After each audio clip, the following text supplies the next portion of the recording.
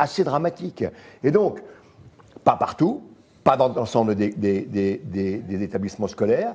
Il y a aujourd'hui une problématique qui n'existait pas il y a 20 ans, qui existait déjà un peu il y a 10 ans, qui s'est un peu accélérée et qui n'est pas traitée. Et elle n'est pas traitée parce que, évidemment, la hiérarchie de l'institution scolaire a toujours, et d'où d'ailleurs le hashtag pas de vague, la hiérarchie de l'institution scolaire s'est mise en ordre de marche pour essayer d'atténuer ou de rendre les choses un peu invisibles. Premier point. Le second point, et puis c'est une évidence et on le sait tous, les syndicats ont été, en matière d'éducation nationale, les promoteurs de l'affectation des professeurs en fonction de ce que l'on pouvait considérer comme étant une récompense pour eux. Donc c'est plus facile d'être professeur dans un collège d'une zone favorisée que dans une zone extrêmement défavorisée. D'où le fait que les plus jeunes professeurs, plutôt inexpérimentés, se sont trouvés dans des zones difficiles. Et ça, c'est un vrai problème que l'éducation nationale n'a pas voulu traiter et qui est l'un des moteurs de ce problème. Alors, on vous pose la question sur Twitter,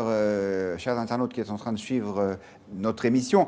Est-ce que le gouvernement est assez sévère sur ces violences des jeunes? Alors, vous nous répondez non à 87%. Évidemment, ce n'est pas un sondage, puisque c'est vous qui décidez ou non de vous prononcer. Frédéric Dabi, est-ce que, globalement, nos internautes ils sont en phase avec l'opinion, ou bien est-ce qu'ils sont un petit peu plus sévères ou répressifs? J'ai parfois l'habitude de nuancer vos votes des internautes, qui sont des simples consultations sans représentativité, avec les enquêtes d'opinion. Tout à fait, vous le faites de manière très très élégante, bravo. Mais là, il y a une vraie convergence avec ce qu'on observe dans l'état de l'opinion publique française. Le contexte général, c'est une très forte remontée depuis que la menace terroriste est un petit peu plus en deçà de la préoccupation sur les questions sécuritaires. Et c'est vrai que ce qui s'est passé à Créteil, on l'a vu dans des enquêtes quantitatives, dans le baromètre Match, ça a été le deuxième sujet dont les Français ont le plus parlé, et dans les enquêtes qualitatives, ça a été un coup de semonce pour beaucoup de Français, pas seulement des parents, avec l'idée de l'école comme un sanctuaire, c'est complètement fissuré. Et c'est, dans l'imaginaire des Français, ce qui est particulièrement